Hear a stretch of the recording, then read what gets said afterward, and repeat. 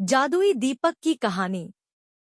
एक बार की बात है, एक छोटे से गांव में माया नाम की एक लड़की रहती थी। माया बहुत दयालु थी, लेकिन गरीब भी थी। उसकी हमेशा यही ख्वाहिश थी कि उसके परिवार की हालत बेहतर हो सके, लेकिन उनकी गरीबी कभी कम नहीं हुई। एक दिन माया लकड़ी इकट्ठा करने के लिए जंगल में गई। वहां उसे जमीन में आधा दबा हुआ एक पुराना दीपक मिला। दीपक बहुत ही धूल भरा और पुराना लग रहा था। उसने इसे साफ किया और तभी एक चमकदार धुआं बाहर निकला। उस धुएं से एक शानदार जिन प्रकट हुआ, जो हंसते हुए और गर्मजोशी से मुस्कुराता था। तुम्हारा धन्यवाद, मुझे आजाद करने के लिए, जिन ने कहा। मैं तुम्हें 3 इच्छाएं पूरी करूंगा, लेकिन ध्यान रखना, जो तुम चाहोगी वही मैं पूरा करूंगा। माया हैरान थी, लेकिन उसने जल्दी से सोचना शुरू किया। उसकी पहली इच्छा थी कि उसके परिवार के पास पर्याप्त खाना हो। तुरंत उसके घर में ताजे ब्रेड, फल और सब्जियों से भरे हुए बास्केट आ गए। माया और उसके परिवार ने खुशी से देखा कि उनके पास ढेर सारा खाना है, जिसे पहले कभी नहीं देखा था। दूसरी इच्छा की बारी आई। माया ने सोचा कि एक सुरक्षित और आरामदायक घर भी बहुत जरूरी है।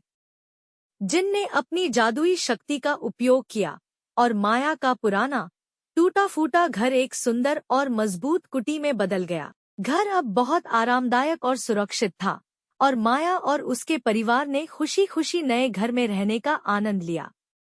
अब माया ने सोचा कि उसकी अंतिम इच्छा क्या होनी चाहिए।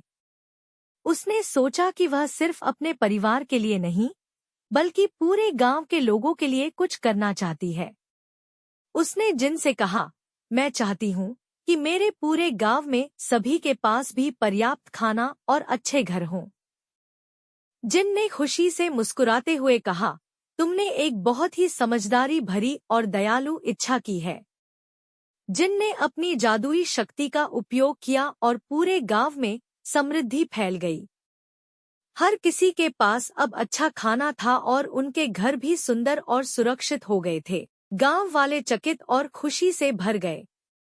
वे नहीं समझ पाए कि उनके जीवन में इतनी बड़ी बदलावट कैसे आई, लेकिन वे माया के प्रति आभारी थे। माया का दिल खुशी से भर गया। उसने देखा कि उसकी इच्छाएं सिर्फ उसके परिवार के लिए नहीं, बल्कि पूरे गांव के लोगों के लिए भी काम आई हैं। जिन ने माया से कहा, तुमने अपनी इच्छाओं का उपयोग समझदारी और दयालुता से किया है। याद रखना, सच्ची खुशी दूसरों की मदद करने में ही मिलती है। जिन ने धीरे धीरे दीपक में वापस प्रवेश किया और दीपक को माया ने सुरक्षित जगह पर रख दिया। गांव अब खुशहाल था और माया खुशी से जीने लगी। उसकी उदारता और जादुई बदलावट की कहानी सभी को याद रही। ये कहानी से हमें ये सीख मिलती है कि सच्ची खुशी तब मिलती है जब हम अपनी इच्छाओं और संसाधनों का उपयोग दूसरों की भलाई के लिए करते हैं, न कि सिर्फ खुद के लिए। ऐसी कहानियां सुनने के लिए सब्सक्राइब करें मेरे चैनल वेंचर मॉडल को, और अगर वीडियो पसंद आए तो लाइक और शेयर करें। तो मिलते हैं नेक्स्ट वीडियो में।